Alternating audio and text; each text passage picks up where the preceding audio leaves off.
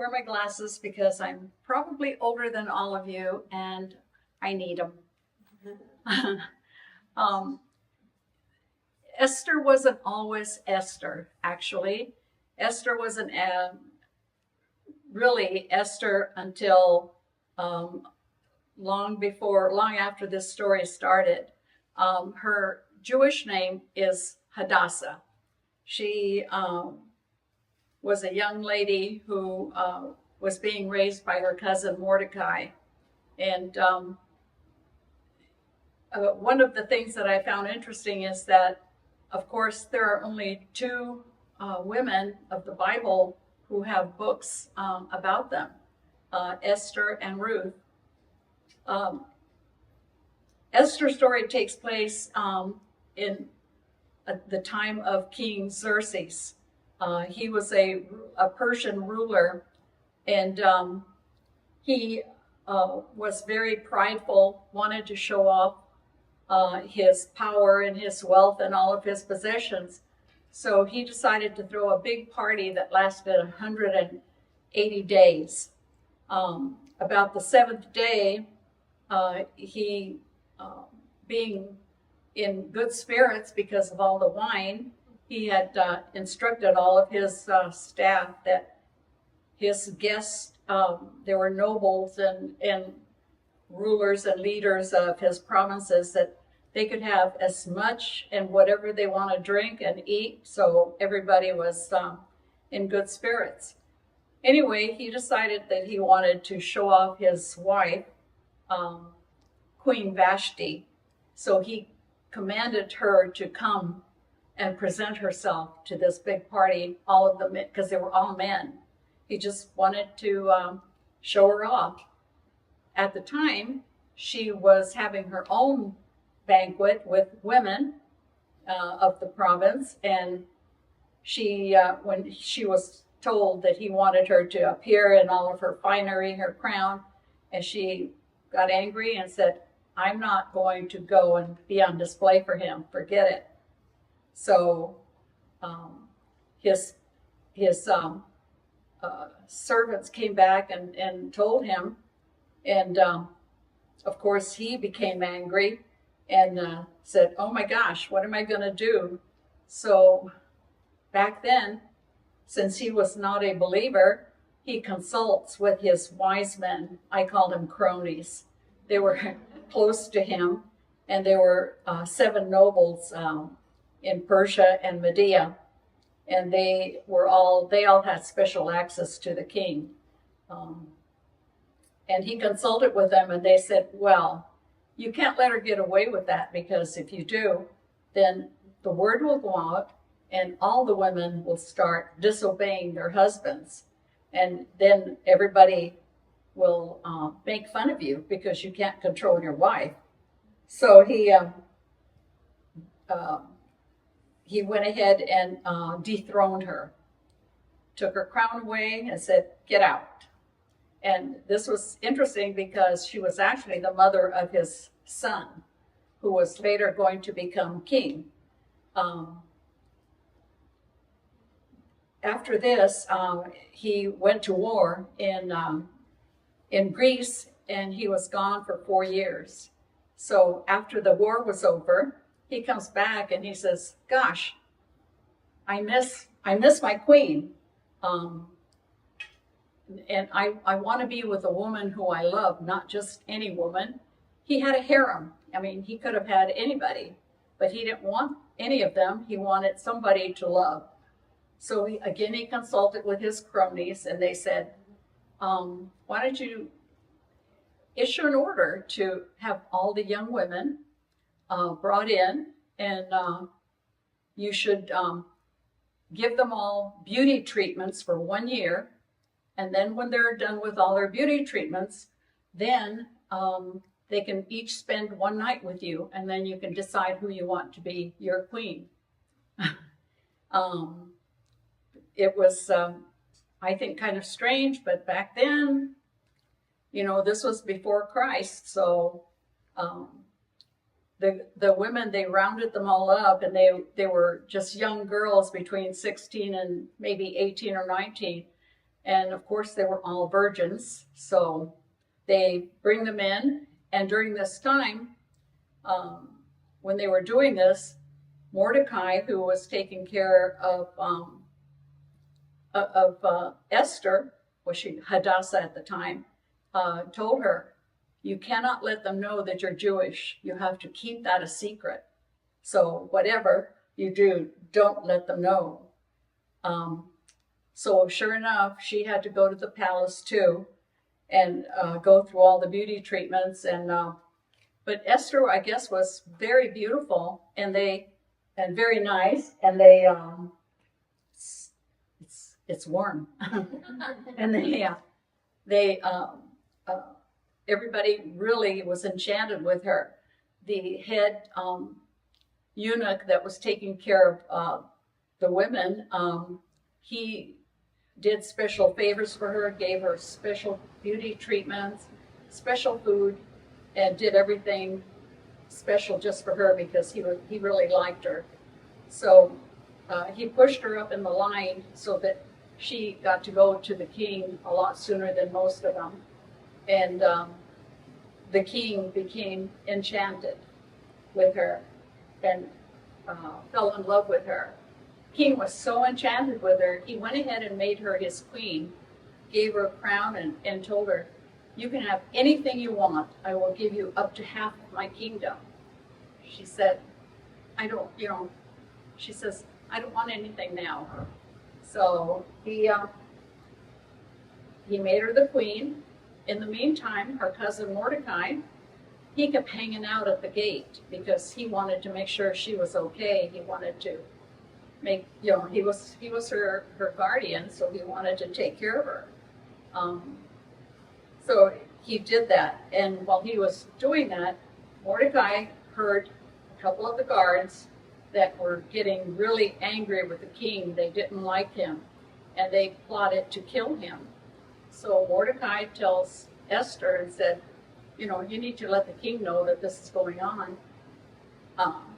And she did, and she also said, "Mordecai, he is the one that told me." And he investigated, he found out it was true, and he had them hung, the guards. The king, I guess, became, he was very moody, and he wanted to make sure everybody really honored him. And what he did this time, a few years later, one of his men, I guess, he was close to him, and he made, his name was Haman, and he became like the second in command. He made him the second in command. Next to him, he gave him a signet ring and said, "You can use it for whatever you need." Well, this meant that everybody had to bow before Haman. If you came across him, in front of him, whatever, you had to bow and honor him. Now, Mordecai, being a very devout Jew, said, "I'm not bowing before anyone except God.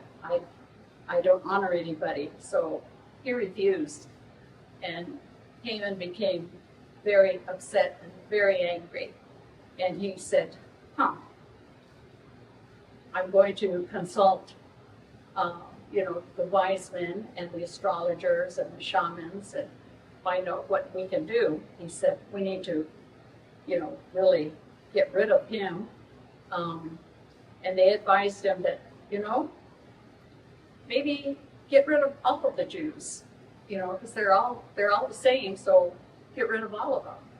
So, and they told him, "But you can't do it now. You have to wait for a year. You can't do it now." They also gave them a timeline. So in the meantime, he said, I think I will involve the king. So he's going ahead and plotting in his own mind how he can get this done quicker. He doesn't want to really wait a year. So, and in the meantime, Mordecai tells Esther, Haman is not a good guy, and he's plotting against the king. You need to go to the king and let him know. At this time, Esther said, well, I'm not sure I'm in good graces with the king right now. He hasn't sent for me for about 30 days. And I guess in those days, if you approach the king without being summoned, you could get killed instantly. So she said, I'm going to pray about this. So she fasted, and she asked Mordecai, tell all of our people, pray and fast. And in that day and age, fasting was a big part of prayer. So she said, I'm going to fast. And she did. And after fasting for 3 days, she tells Mordecai, okay, I think I have a plan. And if I perish, I perish. So her plan was, she invites the king and Haman to a banquet. I guess it said that the king and Haman both liked parties and celebrations, so they said, okay, we're going to come. So during the party, she decided it's not time yet. The time has to be just right before I can tell him. It has to be perfect. So again, the king asks her, what do you want? I can give you up to half of my kingdom. Just make your request. She said, no, not yet. She said, right, not yet. So, but then she thinks about it and she said, okay, I want you both to come again tomorrow night. I'm going to have another banquet, another party for you. So Haman is all excited. Hey, he doesn't know she's Jewish. And so he's all excited. Hey, she invites me to the party. She must really like me. So he comes, he's planning on coming to the party. But in the meantime, Haman goes back to his wife and some of his people and says, this is not good because this Jew will still not bow to me, and everybody's going to see that, and it's really putting me down.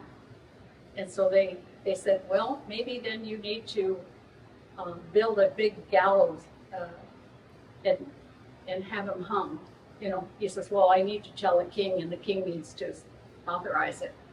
So he was going to go the very next morning to tell the king about Mordecai and how, and the way he was going to do it is he was just going to tell him that there was lots of different people that were against him and they were plotting against him and that they were going to kill him.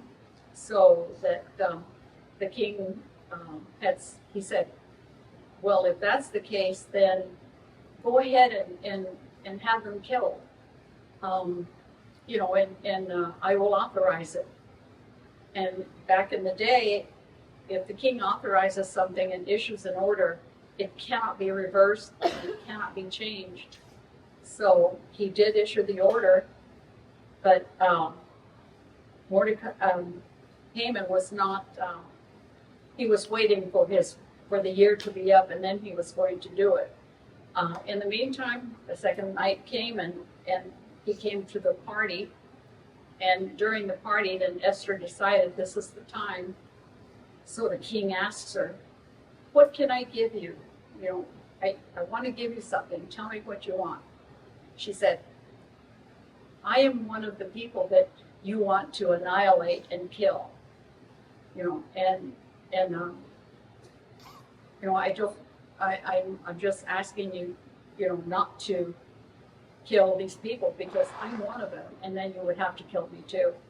And so he was confused because he wasn't sure he really knew what she was talking about. Haman hadn't really explained the whole thing, and of course he never knew that his wife was Jewish either. And then he found out that it was Mordecai who was actually the one that had saved his life by exposing the guards and so that they didn't kill him. And he said, well, has anybody honored him? Has he been given rewards? And, of course he hadn't, because the king never knew that it was him. Haman had taken credit for everything.